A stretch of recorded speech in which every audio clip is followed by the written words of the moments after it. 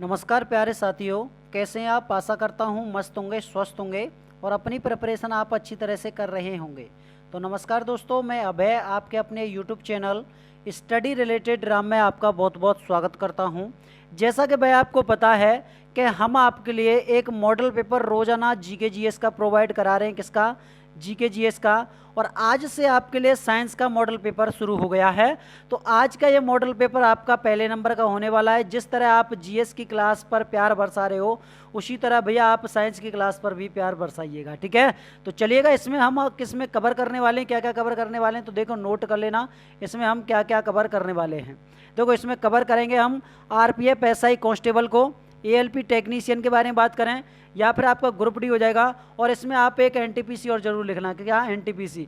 तो जितने भी आपके प्रीवियस ईयर क्वेश्चन आए हुए हैं ना, जो आपके 2012 से 2024 तक क्वेश्चन पूछे गए हैं रेलवे ने, उन सबको महत्वपूर्ण क्वेश्चनों को हम इस क्लास में कवर कराने वाले हैं। और ये क्लास आपके लिए रोजाना एक दिया करेंगे। ये आपकी ऑफलाइन क्लास होगी, मतलब आपको रिकॉर्डेड क्लास मिल जाया करेगी। आपको पता है कि सुबह हम आपके लिए एक जीके जीएस की क्लास देते हैं, जिसमें आपका मॉडल पेपर चल रहा है। 10 मॉडल पेपर मैंने आपके लिए दे दिए हैं, उसकी भी प्लेलिस्ट बना दी है। इसी चैनल पर जाइएगा, वहाँ पर आपको प्लेलिस्ट मिल जाएगी। और ये वही क्वेश्चन है जो आपके रेलवे ने पूछे हैं, ये बार बार आपके पूछे ही जाएंगे। तो वीडियो को ज़्यादा से ज़्यादा शेयर कर दीजिएगा। और जो वीडियो पर नया है चैनल को सब्सक्राइब कर लें, बगल में जो बेल आइकन है घंटी का निशान है उसको ऑल पर क्लिक कर लें, ठीक है। चलिए चलते हैं, बिना देरी के वीडियो को स्टार्ट करते हैं।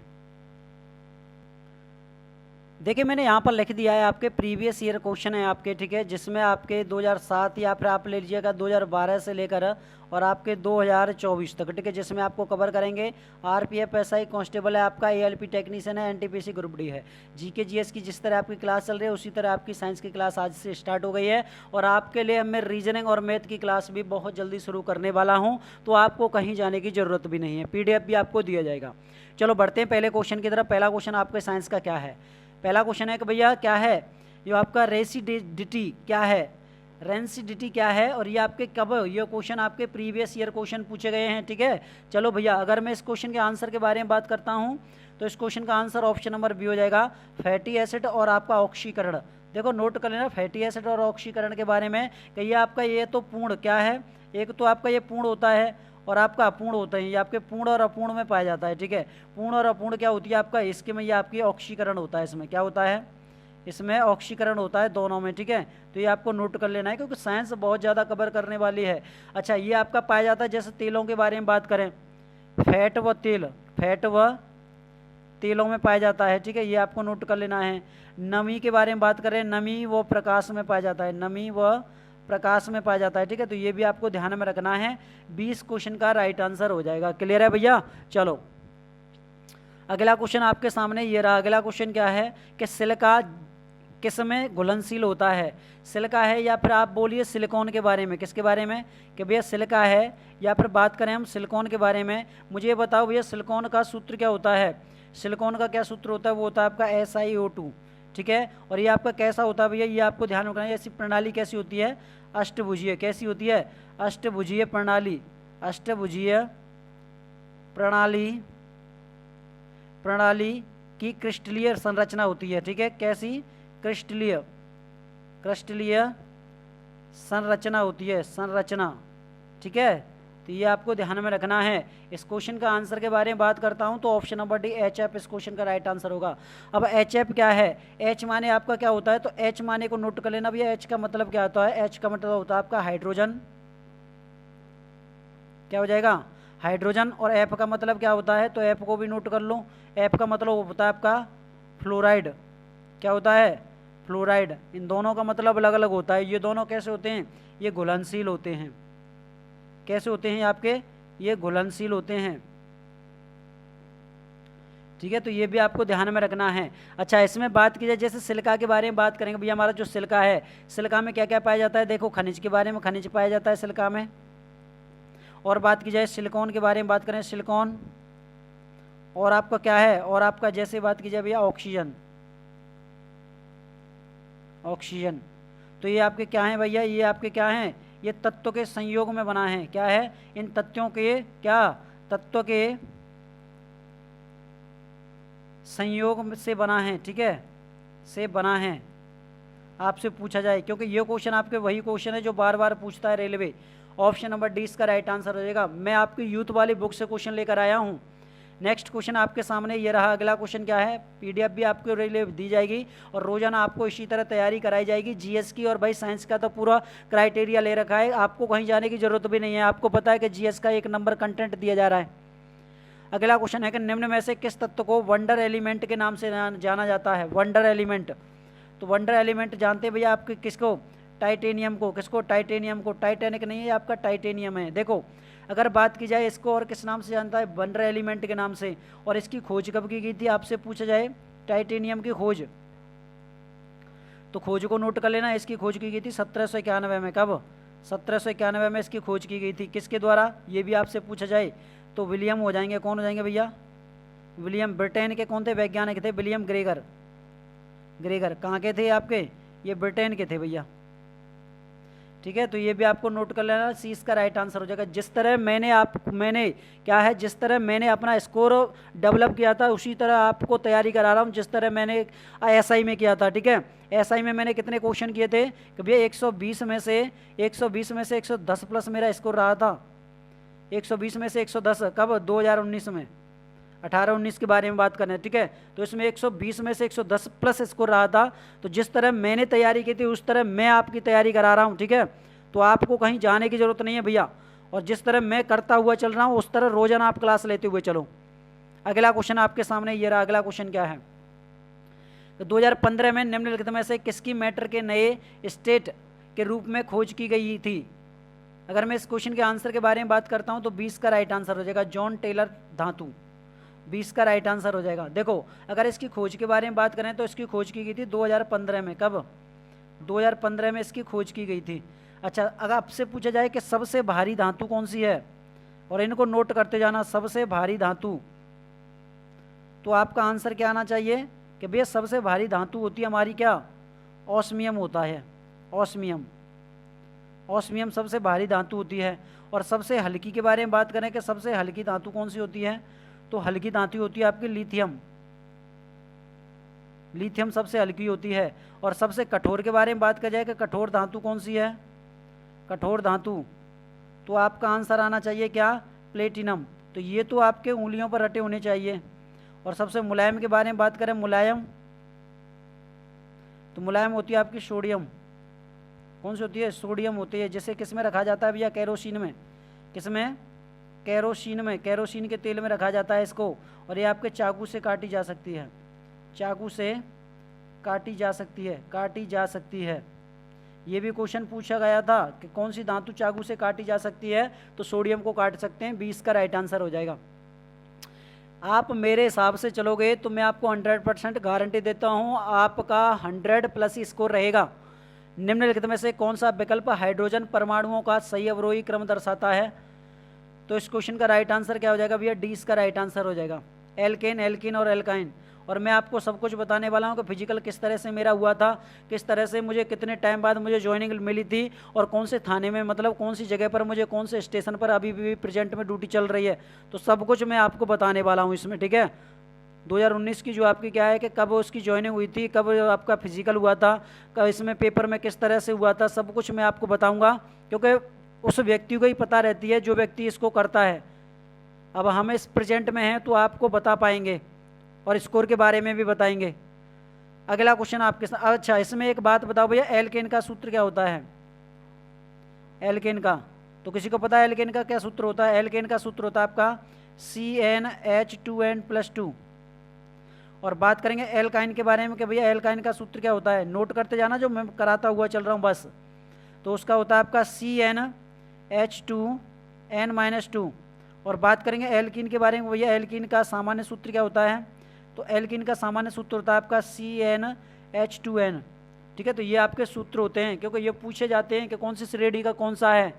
ठीक है, अगला क्वेश्चन आपके सामने ये रहा। अगला क्वेश्चन क्या है, अगला क्वेश्चन बोल रहा है कि निम्नलिखित में से कौन सा यौगिक डबल बॉन्ड है। डबल बॉन्ड के बारे में बात हो रही है, तो डबल बॉन्ड है हमारा प्रोपीन। कौन सा, प्रोपीन। और प्रोपीन के बारे में आपको ध्यान में रखना है। अगर मैं इसके सूत्र के बारे में बात करता हूँ तो इसका सूत्र होता है आपका C3H6, इसका सूत्र होता है। और इसका दूसरा नाम क्या है, आपसे पूछा जाए कि दूसरा नाम, बहुत भर भर का क्वेश्चन पूछे गए थे भैया रेलवे में पिछली ईयर। तो ये हो जाएगा आपका मीथेन, क्या हो जाएगा, मीथेन हो जाएगा, क्या हो जाएगा, methyl, methyl ethylene, methyl ethylene इसका दूसरा नाम है, ठीक है। तो ये आपको नोट कर लेना है। और ये आपकी ये कैसी पाई जाती है, आपकी रंगहीन होती है, कैसी होती है, रंगहीन होती है, और साथ में आपकी हल्की गंधहीन होती है, हल्की गंधहीन, गंधहीन होती है, ठीक है। तो ये भी आपको नोट कर लेना है। चलो भैया अगला क्वेश्चन है, इस तरह से तैयारी करा दूंगा मैं आपकी रेलवे में, रेलवे का आप कोई भी एग्जाम देकर देख लेना, जीएस और साइंस की, तो बेहतरीन शानदार तरीके से, और यही आपकी क्राइटेरिया ज़्यादा रखती है साइंस। उत्तल लेंस की फोकस दूरी, जो फोकस लंबाई है वो 50 सेंटीमीटर है, इसकी शक्ति की गणना करनी है हमें, क्या करनी है, इसकी शक्ति की गणना। आपको पता है जब फोकस दूरी हमारे लिए एफ दे रखी है तो कितनी दे रखी है भैया, 50 सेंटीमीटर दे रखी है, ठीक है। अच्छा इसका एफ बराबर क्या होता है, 1/100 हो जाएगा, है 1/100, एफ अपॉन 100 हो जाएगा। अब एफ हमारे लिए 50 दे रखी है, बट्टे में आ जाएगा 100, ये कितने में भैया, एफ बराबर हमारी कितने निकल कर आई, तो ये निकल कर आएगी भैया, ये काटो 1/2, कितना एफ बराबर कितना निकल कर आया, एफ बराबर 1/2 निकल कर आया। लेकिन हमें हमसे पूछा क्या गया है, हमसे पूछा गया है भैया क्या, लेंस की, जो आपके लेंस उत्तल लेंस की शक्ति, तो डी बराबर क्या होता है, 1/f होता है, 1/f। तो 1 की वैल्यू हमारी ये रही, एफ की वैल्यू 1/2 है, 1/2 रख ली, 2 ऊपर पहुंच जाएगा, तो 2 ऊपर पहुंच जाएगा तो 2/1 हो जाएगा। अब 2/1 का आप भाग 2 में दोगे तो कितना आएगा, 2 ही निकल आएगा। और आपको पता है जब लेंस की दूरी मापी जाती है तो डायोप्टर में मापी जाती है, जो कि हमारे ऑप्शन नंबर बी में दिया गया है। 2 डायोप्टर इस क्वेश्चन का राइट आंसर हो जाएगा, ठीक है। आगे बढ़ते हैं अगले क्वेश्चन, ये क्लियर समझ में आ गया होगा आपके में। अगला क्वेश्चन है कि प्रकाशीय तंतु किस सिद्धांत पर कार्य करता है, प्रकाशीय तंतु किस सिद्धांत पर कार्य करता है, तो ये करता है आपका पूर्ण आंतरिक परावर्तन पर, किस पर, पूर्ण आंतरिक परावर्तन पर करता है, ऑप्शन नंबर 20 का राइट आंसर हो जाएगा। और इसका प्रयोग किस में करते हैं भैया, ये भी नोट कर लेना कि अगर इसके प्रयोग के बारे में बात कर ली जाए कि भाई इसका प्रयोग है किस में किया जाता है, तो आपका जो मानव शरीर होता है ना, क्या मानव शरीर के आंतरिक भागों को पता लगाने के लिए, आंतरिक क्या हो जाएगा, आंतरिक भागों के परीक्षण के लिए इसका प्रयोग करते हैं, ठीक है। तो ये भी आपको नोट कर लेना है।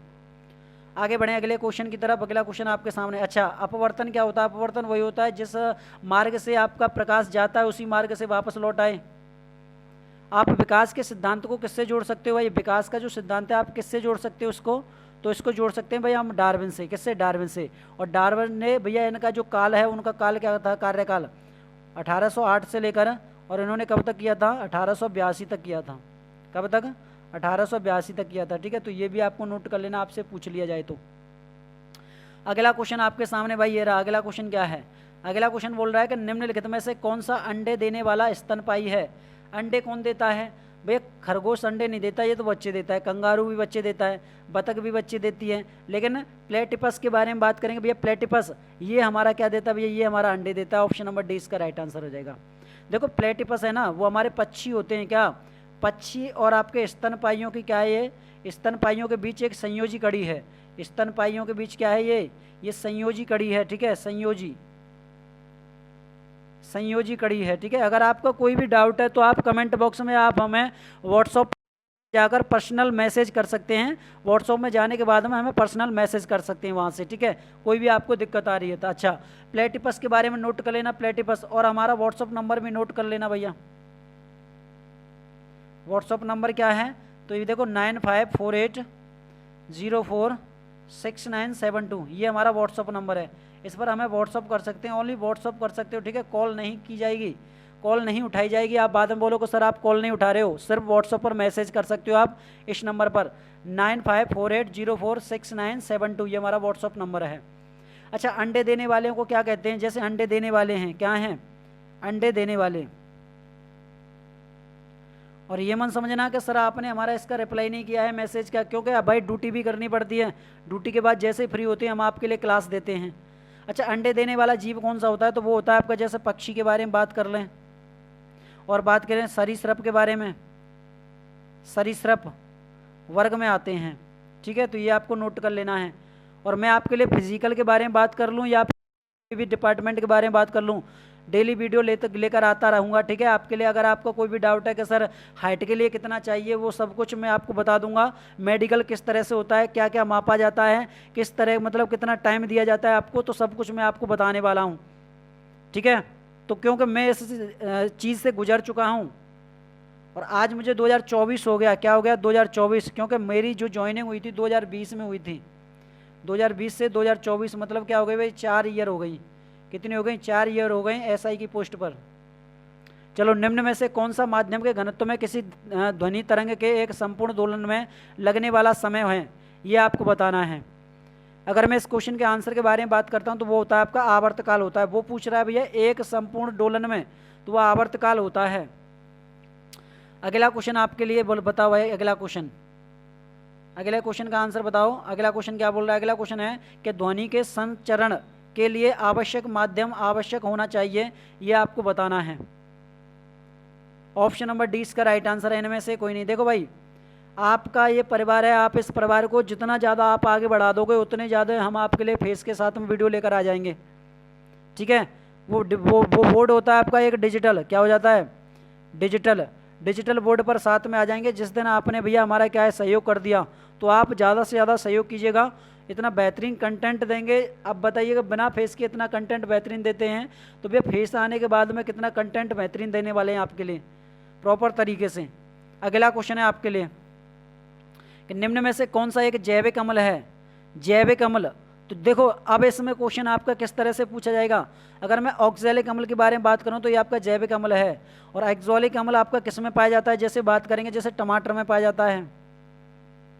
बात की जाए जैसे पालक, किस में? पालक में पाया जाता है। और भैया चने के पत्ते में, क्या? चने के पत्ती में पाया जाता है। चने की पत्ती होती है ना, उसमें पाया जाता है। अच्छा, अगर मैं पूछूं जैसे बात की जाए जैसे एसिटिक अम्ल के बारे में, एसिटिक अम्ल है, एसिटिक अम्ल किस में पाया जाता है? तो नोट करते जाना भैया। एसिटिक अम्ल पाया जाता है जैसे सिरका में पाया जाता है, ये सिरका में। और बात करें जैसे एस्कार्बिक,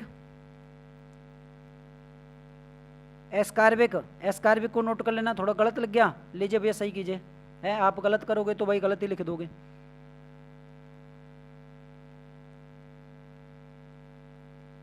एस्कार्बिक एसिड को नोट करो। एस्कार्बिक एसिड किस में पाया जाता है? या फिर बात करें आपके भैया क्या मैलिक एसिड के बारे में, मैलिक एसिड किस में पाया जाता है? यहीं पर ध्यान में रखेंगे। जैसे लैक्टिक के बारे में, किसके बारे में? लैक्टिक एसिड के बारे में बताओ। लैक्टिक एसिड किस में पाया जाता है? यहीं पर आपका एक फार्मिक एसिड होता है, फार्मिक अम्ल। तो ये फार्मिक अम्ल किस में पाया जाता है? देखो अब नोट करो। सबसे पहले फार्मिक अम्ल पाया जाता है आपका चींटियों में। किसमें? चींटियों में। या बर्रों के बारे में बात करें, बर्रों में। शहद की मक्खियों के, किसमें? शहद की मक्खी में। वो खा जाती है ना, सूज जाता है, वो आपका फार्मिक अम्ल होता है। और लैक्टिक अम्ल पाया जाता है जैसे दही के बारे में बात करें, दही हो जाएगा। और आपका खट्टा दूध हो जाएगा। क्या हो जाएगा? खट्टा दूध हो जाएगा। यहीं पर बात करेंगे मैलिकाइल एसिड के बारे में, तो ये आपका सेब में पाया जाता है। ये किस में पाया जाता है? सेब में। और एस्कार्बिक एसिड को देखो आंवला, क्या हो जाएगा? आंवला में पाया जाता है। और बात कर ली जाए जैसे खट्टे फल के बारे में बात करें, खट्टे फल में, ठीक है। और बात की जाए जैसे प्याज के बारे में बात करें, प्याज में, तो ये सभी के सभी पाए जाते हैं। ऑप्शन नंबर डी इसका राइट आंसर हो जाएगा। इससे क्वेश्चन आपका एक बनेगा। क्या बनेगा? एक क्वेश्चन बनेगा इससे, ठीक है। तो इनको नोट कर लेना भाई। चलो आगे बढ़ेंगे अगले क्वेश्चन की तरफ। देखो मैं आपको क्या है, मेरा एक सिद्धांत है और जिस सिद्धांत को आप भी अपनाओगे तो आप सफलता पालोगे। सिद्धांत मेरा ये है कि भाई अगर आपके पास में कोई प्रैक्टिस सेट चल रहा है, अगर आपको कुछ नया दिख रहा है तो आप एक 10 रुपये वाली कॉपी ले लो, उसमें नोट कर लो उसको और उसका रिवीजन करो। और जो आप पे आ रहा है उसका तो रिवीजन आपका चल ही रहा है। जब आप इस तरह से चलोगे तो भाई आपका कोई भी क्वेश्चन गलत भी नहीं होगा और आप अच्छा मार्क्स लेकर आओगे परीक्षा में। अगला क्वेश्चन है आपका कि एक चींटी के डंक में कौन सा अम्ल पाया जाता है? चींटी का डंक मैंने आपको अभी बताया था, इसी को भैया हम फार्मिक अम्ल कहते हैं। क्या कहते हैं? फार्मिक अम्ल। और इसका दूसरा नाम क्या है? इसका दूसरा नाम है आपका मीथेनाइक अम्ल। तो इस क्वेश्चन का आंसर हमारा ऑप्शन नंबर ए हो जाएगा। ऑप्शन नंबर ए इस क्वेश्चन का राइट आंसर हो जाएगा। अच्छा, मैंने लैक्टिक अम्ल किस में बताया था? लैक्टिक अम्ल दूध, जैसे दही के बारे में बात करें, दूध का खट्टा, दूध खट्टे में, दही में, ठीक है। ऑक्सैलिक अम्ल के बारे में बात करें तो टमाटर में पाया जाता है। किस में? टमाटर में पाया जाता है, पालक में पाया जाता है और भैया चने की पत्ती में पाया जाता है, चने की पत्ती में, ठीक है, तो ये आपको नोट कर लेना है। और भैया इसका प्रयोग किस में किया जाता है, इसको नोट कर लेना फार्मिक अम्ल के बारे में कि भैया फार्मिक अम्ल का प्रयोग किस में किया जाता है, रबड़ बनाने में, किस में, रबड़ बनाने में किया जाता है। बात करेंगे रंगाई में किया जाता है, रंगाई करते हैं। और बात कर लें भैया चमड़ा उद्योग में, किस में, चमड़ा उद्योग में किया जाता है, तो इसका प्रयोग करते हैं। ठीक है, तो ये भी आपको ध्यान में रखना है। अगला क्वेश्चन आपके सामने, अगला क्वेश्चन ये एक न्यूमेरिकल क्वेश्चन है भाई, इस न्यूमेरिकल क्वेश्चन को करो। क्वेश्चन बोल रहा है कि 1 किलोग्राम की वस्तु 30 मीटर की ऊंचाई से भूमि पर गिराई जाती है और गुरुत्वीय बल किया गया कार्य होगा जब आपका गुरुत्वीय त्वरण 10 मीटर प्रति सेकंड दिया गया है। ठीक है, तो कैसे करोगे, आपको पता है कि हमारे लिए मास द्रव्यमान कितना दे रखा है, तो भैया 1 किलोग्राम दे रखा है। और बात करें गुरुत्वीय त्वरण जी हमारा कितना दे रखा है, तो ये लीजिए भैया ये रहा 10 मीटर प्रति सेकंड। पहले आप इनको निकाल कर देखिएगा। ठीक है, ये क्या क्या दिया गया है। और एच के बारे में बात करें, हाइट हमारे लिए 30 मीटर दे रखी है। अब बताओ MgH किस में पाया जाता है, MgH होता है आपके PE पोटेंशियल एनर्जी भैया, स्थितिज ऊर्जा बने, तो MgH को नोट करो। MgH बराबर होता है आपका, M आपकी कितनी दे रखी है 1, G का मान कितना दे रखा है 10 और H का मान कितना दे रखा है 30। सॉल्व कर दो भैया, 30 दाड़े के 300 और 1 300 तो 300। और आपको पता है जब वो पूछ रहा है कार्य, और कार्य का मात्रक क्या होता है, कार्य का मात्रक जूल होता है। और भैया ऊर्जा का मात्रक, इन दोनों का मात्रक जूल होता है, तो आपका आंसर जूल में आएगा, तो जूल हो जाएगा। और जूल कौन से में दे रखी है, ऑप्शन नंबर बी में दे रखी है, बी इसका राइट आंसर हो जाएगा। आई होप ये आपको क्लियर तरीके से समझ में आया होगा। क्लियर समझ में रखना है भाई। ठीक है, ऐसा नहीं है कि भैया क्वेश्चन के टाइम पर आपके समझ में रहे फिर बाद में आपके दिमाग से निकल जाए, एग्जाम में बहुत गड़बड़ होने वाली है, फिर आपका स्कोर नीचे डाउन हो जाएगा। हमारा स्कोर 100+ ही रहेगा।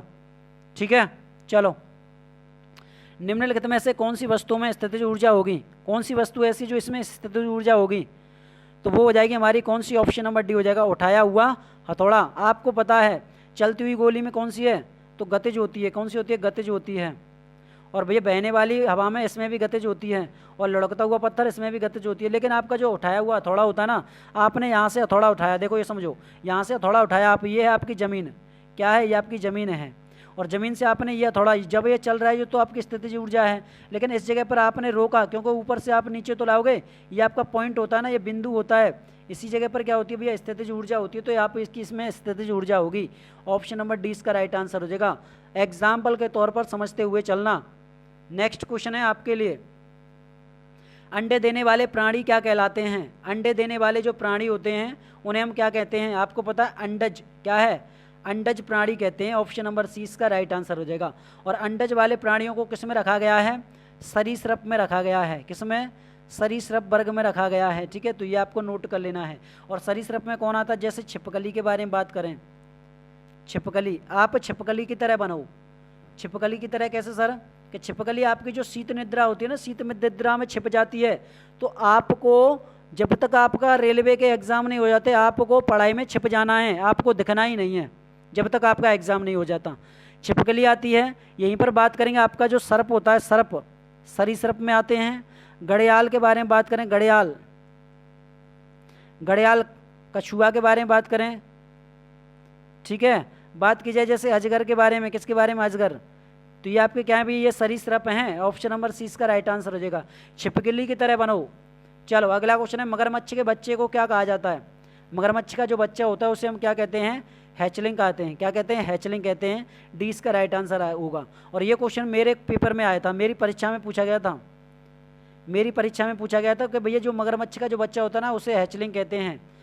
कब, 2019 में पूछा गया था, एसआई के पेपर में, एसआई के पेपर में, आरपीएफ में पूछा गया था ये क्वेश्चन, इसलिए मैंने ये क्वेश्चन आपके लिए रख दिया। देखो कोडलिंग के बारे में नोट कर लेना। कोडलिंग का जो आपका कीट के बच्चे होते हैं ना, कीट के बच्चे को कहते हैं, कीट के बच्चे को कहते हैं आपके कोडलिंग। और गौसलिंग, गौसलिंग को नोट कर लेना, ये आपकी जैसे बात की जाए, ये आपकी गौसलिंग होता है आपका हंस का बच्चा। किसका, हंस का बच्चा होता है, हंस के बच्चे को कहते हैं गौसलिंग। और आपका फिंगरलिंग को आपको पता है, ये छोटी मछली होती है। क्या होती है, ये छोटी मछली होती है। ठीक है, आगे बढ़ते हैं अगले क्वेश्चन की तरफ। अगला क्वेश्चन आपके सामने ये रहा कि लोहे या स्टील पर जस्ते की परत, पतली परत चढ़ाने की प्रक्रिया क्या कहलाती है। लोहे की या स्टील की है ना, उस पर जस्ता चढ़ाते हैं, और जस्ता चढ़ाने वाली प्रक्रिया को क्या कहा जाता है, तो उसको कहते हैं हम क्या, गैल्वेनीकरण या गैल्वेनाइजेशन कहा जाता है, ठीक है। तो सी इसका राइट आंसर हो जाएगा। अगला क्वेश्चन आपके सामने ये रहा, क्वेश्चन नंबर 20 की प्रक्रिया में लोहे को जस्ता की एक कोटिंग द्वारा संरक्षित किया जाता है। तो भी आपको पता है, मैंने अभी बताया गैल्वेनाइजेशन, ऑप्शन नंबर सी उसका राइट आंसर हो जाएगा। आप एनटीपीसी ले लो, ग्रुप डी ले लो, या फिर आईएलपी टेक्नीशियन की तैयारी कर रहे हो, तो भैया सबके लिए साइंस रामबाण साबित होने वाली है। और रोजाना आपको प्रोवाइड दिया जाएगा प्रैक्टिस सेट, ठीक है, और बेहतरीन क्वेश्चनों के साथ। पेट्रोल के साथ साथ कारों में ईंधन के रूप में निम्नलिखित में से किसका उपयोग किया जाता है? तो वो प्रयोग करते हैं भैया क्या, इथेनॉल का। किसका? इथेनॉल का प्रयोग करते हैं। ब्यूटेन, क्या है, ब्यूटेन हो जाएगा। या फिर बात करें प्रोपेन के बारे में, प्रोपेन, तो ब्यूटेन प्रोपेन, तो ये दोनों के दोनों एलपीजी में पाए जाते हैं। एलपीजी में, एलपीजी गैस होती है आपकी घरेलू गैस में आपके सिलेंडर में पाई जाती है, ठीक है। चलो अगला क्वेश्चन आपके सामने ये रहा कि बायोगैस का मुख्य हिस्सा कौन सा होता है? बायोगैस का, तो बायोगैस का मुख्य हिस्सा होता है आपका मीथेन, और मीथेन का सूत्र क्या होता है? वो होता है आपका CH4। आपने देखा ना, जो आपकी कोयला की जो खानें होती हैं, क्या कोयला की जो खानें होती हैं, कोयला की खानों में जो ब्लास्ट होता है, क्या होता है? ब्लास्ट होता है। वो किसके कारण होता है? मीथेन गैस के कारण होता है। और मीथेन गैस आपको पता है, जो धान के होते हैं ना, धान की खेत में, धान की खेती, उसमें आपकी गैस निकलती है, गरम गैस, वो यही तो होती है। ऑप्शन नंबर सी इसका राइट आंसर हो जाएगा। कार्बन डाइऑक्साइड क्या होती है? CO2 होती है, जिसमें आपके जैसे बात की जाए प्रकाश संश्लेषण होता है ना, पत्तियां अपने भोजन बनाती हैं। अगला क्वेश्चन आपके सामने ये रहा, अगला क्वेश्चन है कि बल, फोर्स की ऐसा यूनिट क्या होती है? बल के बारे में, फोर्स के बारे में, तो फोर्स की ऐसा यूनिट होती है भाई आपकी न्यूटन। देखो केल्विन किसकी होती है? तो ताप की होती है आपकी। पास्कल होता है दाब का, और दाब का एक मात्रक और होता है न्यूटन प्रति मीटर स्क्वायर, ठीक है। वोल्ट होता है आपका विभवांतर का, किसका? विभवांतर का होता है। और मैं आपसे पूछ लूँ, जैसे द्रव्यमान का मात्रक क्या है? नोट कर लेना द्रव्यमान का मात्रक। तो द्रव्यमान का मात्रक किलोग्राम होता है। समय का मात्रक सेकंड होता है। समय का मात्रक क्या होता है भैया? सेकंड होता है, ठीक है। अच्छा, ज्योति तीव्रता के बारे में बात करें कि ज्योति तीव्रता का मात्रक, ज्योति तीव्रता ये आपकी क्या है? भौतिक राशियाँ हैं। ज्योति तीव्रता का मात्रक क्या होगा भैया? कैंडेला, क्या हो जाएगा? कैंडेला हो जाएगा। और पदार्थ की मात्रा के बारे में बात करें, पदार्थ की मात्रा, पदार्थ की मात्रा का मात्रक क्या है? तो वो हो जाएगा आपका मोल हो जाएगा, ठीक है। अब बात करेंगे जैसे लंबाई की तरफ चलेंगे कि लंबाई का मात्रक, तो लंबाई का मात्रक होता है आपका मीटर। तो ये 7 आपकी भौतिक राशियाँ होती हैं। 5 आपकी ये हो गई, छठवा आपका कौन सा हो जाएगा भैया? ताप हो जाएगा। और 7वीं कौन सी हो जाएगी भैया? एक और कौन सी रह गई इसमें से बताओ?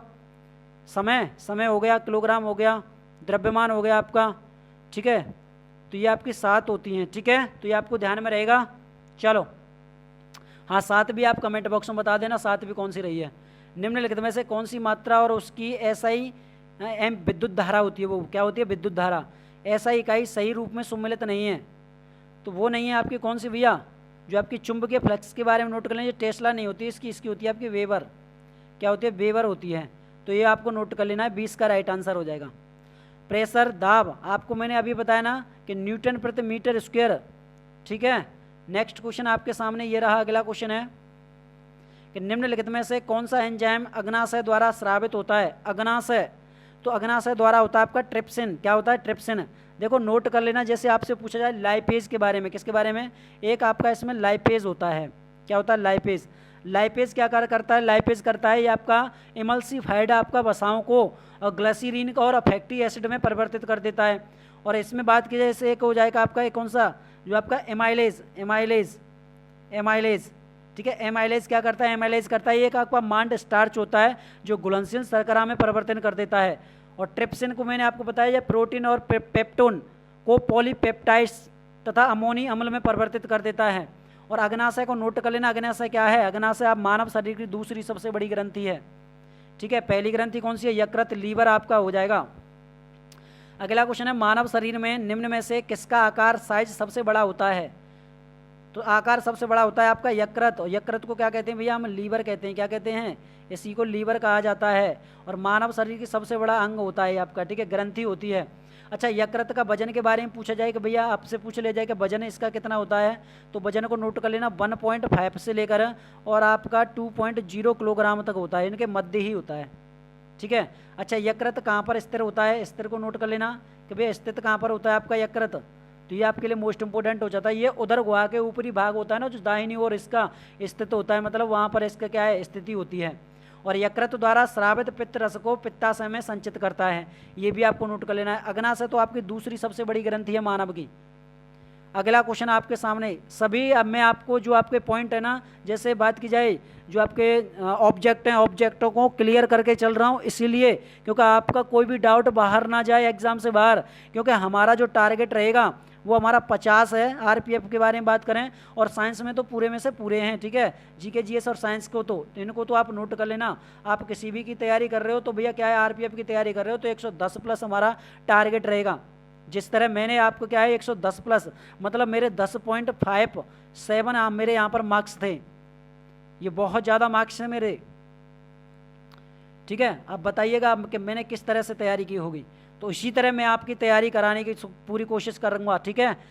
क्योंकि टाइम बहुत कम रहता है, ड्यूटी भी करनी पड़ती है, इसके बाद में आपकी तैयारी में मैं आपकी कोई कमी नहीं रहने दूंगा, ठीक है। चाहे मुझे रात के 12 बजना पड़े, ठीक है, ड्यूटी के बाद में। इस क्वेश्चन का आंसर बताओ। ऊर्जा के पारंपरिक स्रोत के एक उदाहरण की एक पहचान है। तो इस क्वेश्चन का आंसर क्या होगा? ऑप्शन नंबर ए प्राकृतिक गैस इस क्वेश्चन का राइट आंसर हो जाएगा। प्राकृतिक गैस, देखो प्राकृतिक गैस के जैसे प्राकृतिक गैस कोयला, पेट्रोल आदि में होते हैं। और इसका मुख्यतः कौन सी होती है भैया? मुख्यतः गैस कौन सी होती है? मुख्यतः गैस कौन सी होती है? वो होती है आपकी मीथेन। कौन सी? मीथेन होती है। और आपको पता है प्राकृतिक गैस आपका क्या है? गैसों का मिश्रण है। और मीथेन गैस का सूत्र होता है आपका CH4, जो कि आपके कोयला के खानों में पाई जाती है। विस्फोट का काम यही करती है, धान की खेती है, वहाँ पर गर्म जो आपकी क्या है गैस निकलती है, यही निकलती है। गुजरात स्थित सूरत जिला देश का सर्वप्रथम स्थल है और जहाँ 100% उपलब्ध कराया गया है। क्या उपलब्ध कराया गया भाई? यहाँ पर कराया गया आपका सौर संचालित प्राथमिक स्वास्थ्य केंद्र। ऑप्शन नंबर डी इसका राइट आंसर हो जाएगा। रोजाना आपको मिलेगी भैया वीडियो, जीके जीएस की अलग मिलेगी और साइंस की अलग मिलेगी। और आप चाहो तो रीजनिंग और मैथ की भी मैं आपके लिए लेकर आऊँगा, लेकिन बेहतरीन कंटेंट के साथ आपको तैयारी करनी है, लगे रहना है। और वीडियो को लाइक ज़रूर कर लिया करो भाई, है इतना तो बोलना ना पड़ा करे आपके लिए। इतनी मेहनत करते हैं, देखो आपके लिए वो ड्यूटी के लिए टाइम देना पड़ता है, आपकी पढ़ाई के लिए, लेकिन पढ़ाई में आपकी कमी नहीं होनी चाहिए। पूरा मतलब है हमारा ये। मुकुलन के माध्यम से अलैंगिक प्रजनन किसमें होता है? तो इस क्वेश्चन का आंसर क्या जाएगा भैया? डी इसका राइट आंसर हो जाएगा। ईस्ट में होता है। किस में होता है? ईस्ट में होता है, ईस्ट में। तो डी इसका राइट आंसर हो जाएगा। अगला क्वेश्चन है आपके सामने। अगला क्वेश्चन क्या बोल रहा है? अगला क्वेश्चन है कि निम्नलिखित में से कौन से जीव ब्रेड माल्ट के रूप में भी जाने जाते हैं? ब्रेड माल्ट के रूप में जाने जाते हैं। तो ब्रेड माल्ट के रूप में जाने जाते हैं भैया क्या?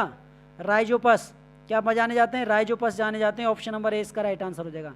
और राइजोपस को ही क्या कहते हैं भैया? जैसे आपको म्यूकर कवक है, ये आपका क्या है? म्यूकर कवक है। अगला क्वेश्चन आपके सामने ये रहा। अगला क्वेश्चन है, इंपोर्टेंट क्वेश्चन है आपके लिए, रोजाना आपके लिए दिया करेंगे। निम्न में से किसी नमी से रिकेट्स बीमारी होती है? किसकी नमी से रिकेट्स बीमारी होती है? तो रिकेट्स होती है आपके विटामिन डी की कमी से। ये आपके बच्चों में पाई जाती है। क्या बच्चों में? बच्चों के जो आपकी हड्डियां होती हैं ना, क्या है, टेढ़ी मेढ़ी हो जाती हैं, वो इसी की कमी से होती हैं, ठीक है। अच्छा, विटामिन डी को क्या कहते हैं भैया? रिकेट्स कहा जाता है। और विटामिन ए से क्या होता है भैया? रतौंधी होता है। रतौंधी क्या होता है? रतौंधी होता है। विटामिन बी की कमी से तो ये तो बहुत सरल है, बेरी बेरी, बी से बेरी, बेरी बेरी रोग होता है। और विटामिन सी, तो विटामिन सी से स्कर्वी होता है। क्या होता है? स्कर्वी विटामिन सी से होता है, ठीक है। तो ये भी आपको ध्यान में रख लेना है। आगे बढ़ते हैं। अगला क्वेश्चन है कि पेयजल आपूर्ति में कॉलीफॉर्म की उपस्थिति का लक्षण है। अब ये आपके कॉलीफॉर्म है, जैसे आप पेयजल पीते हो ना, जैसे आप दूषित जल पी लेते हो या खाना खा लेते हो, तो आपको क्या हो जाता है? आंत्र ज्वर हो जाता है, टाइफाइड हो जाता है। आपको क्या हो जाता है? टाइफाइड हो जाता है। तो ये यही कारण है। अगर मैं इस क्वेश्चन के आंसर के बारे में बात करता हूँ तो मानव अपशिष्ट में संदूषित करता है, ठीक है। तो ऑप्शन नंबर डी इसका राइट आंसर हो जाएगा। अगला क्वेश्चन आपके सामने के दंत चिकित्सक अवतल दर्पण का उपयोग करते हैं क्योंकि इस पर निर्मित प्रतिबिंब होता है। प्रतिबिंब कैसे होता है? तो इसका प्रतिबिंब होता है भैया आपका क्या? आभासी और बड़ा होता है। आभासी और बड़ा। डी इसका राइट आंसर हो जाएगा। क्या हो जाएगा? डी इसका राइट आंसर हो जाएगा। क्योंकि अवतल दर्पण को नोट कर लेना, अवतल दर्पण के बारे में कि भैया अवतल दर्पण आपके उल्टे और वास्तविक होते हैं। वास्तविक होते हैं, ठीक है, अवतल दर्पण। अच्छा, इसके बाद में अवतल दर्पण का उपयोग किस में किया जाता है? जैसे बात की जाए दाढ़ी बनाने में, नाई दाढ़ी बनाने में किया जाता है। डॉक्टरों द्वारा किया जाता है। डॉक्टरों द्वारा, जो डॉक्टर आपके दांत को देखते हैं ना, दांत, कान, नाक को देखते हैं, गला, आँख को देखते हैं। तो और बात की जाए इसका प्रयोग आपका सोलर, किस में? सोलर कुकर के बारे में बात करें, सोलर कुकर में किया जाता है। गाड़ियों की हेडलाइट में किया जाता है, गाड़ियों में। गाड़ियों में, हेडलाइट में, सर्च लाइट में किया जाता है, किसमें, सर्च लाइट में किया जाता है, ठीक है। तो ये आपको ध्यान में रखना है, ऑप्शन नंबर डी इसका राइट आंसर हो जाएगा। अगला क्वेश्चन आपके सामने ये रहा कि वाहनों में हेडलाइट में प्रयुक्त दर्पण कौन सा है। तो हेडलाइट में प्रयुक्त दर्पण होता है आपका कौन सा, अवतल दर्पण, मैंने आपको भी बताया था। नाई दाढ़ी बना रहे हैं या दांत के लिए, नाक कान आँख के लिए, हेडलाइट के लिए, सर्च के लिए, तो ये आपका सौर कुकर में इसका ही प्रयोग करते हैं। अगला क्वेश्चन आपके लिए, अगला क्वेश्चन है और इस क्वेश्चन का आंसर आप कमेंट बॉक्स में बताओगे कि जब एक स्तर बस चलना आरंभ करती है तो उसमें खड़े व्यक्ति पीछे की दिशा में गिर जाते हैं। निम्नलिखित में से कौन सा नियम पारिस्थितिकी की व्याख्या करता है। इस क्वेश्चन का आंसर आप कमेंट बॉक्स में बताओ भैया, इस क्वेश्चन का आंसर क्या हो जाएगा, और अपना स्कोर जरूर बताना कि आपका स्कोर कितना रहा है, ठीक है। आज की वीडियो कैसी लगी कमेंट बॉक्स में छाप देना। वीडियो अच्छी लगी तो वीडियो को लाइक करना, शेयर करना, चैनल पर नए हो तो चैनल को सब्सक्राइब कर लेना, क्योंकि हमारी 2 क्लासेस चल रही हैं। एक तो आपके लिए सुबह जीके जीएस की क्लास दी जाती है, किसकी, जीके जीएस की। एक बार उस क्लास को लेकर देखना, मज़ा आ जाएगा। ये बोलोगे कि सर मज़ा आ गया, बहुत अच्छे क्वेश्चन थे। और इसके बाद में आपकी क्या है, शाम को आपकी साइंस की क्लास दी जा रही है, आज से शुरू हो गई है, ठीक है, जो कि आपके रेलवे की तैयारी कर रहे हैं, चाहे कोई भी डिपार्टमेंट लेकर चलो आप, ठीक है। इस क्वेश्चन का आंसर कमेंट बॉक्स में बताओ, ठीक है। आज की क्लास कैसी लगी कमेंट बॉक्स में छाप देना। क्लास अच्छी लगी हो तो क्लास को ज़्यादा से ज़्यादा शेयर करना, लाइक करना, और चैनल पर नए हो तो चैनल को सब्सक्राइब करके बेल आइकन आपको दिख रहा होगा, घंटी का निशान, उसे ऑल पर क्लिक कर लो। जब तक आप उसे ऑल पर नहीं क्लिक करोगे तो भैया वीडियो को नोटिफिकेशन नहीं पहुंचेगा, फिर बोलते हो सर हमारे पता ही नहीं पड़ा कि वीडियो को नोटिफिकेशन आया है, ठीक है। तो मिलते हैं भाई इसी तरह वीडियो के साथ में। अगर आपको इसका पीडीएफ चाहिए, हाँ बहुत डाउट रहता है पीडीएफ का, तो पीडीएफ हमारे टेलीग्राम चैनल पर मिल जाएगा। टेलीग्राम चैनल की लिंक वीडियो के डिस्क्रिप्शन में लगी हुई है। मिलते हैं नेक्स्ट वीडियो में, तब तक के लिए जय हिंद दोस्तों, जय भारत।